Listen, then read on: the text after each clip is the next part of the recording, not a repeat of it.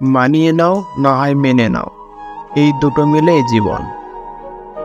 যদি ভালো থাকতে চাও নিজেকে ভালোবাসো। জীবন বড় সুন্দর, চাপ নেওয়ার কিছুই নাই। নিজেই নিজের খুশির কান্না হয়ে ওঠো, তাহলে জীবন সুন্দর। বাস্তবতা কখনো গল্পের মতো হয় না।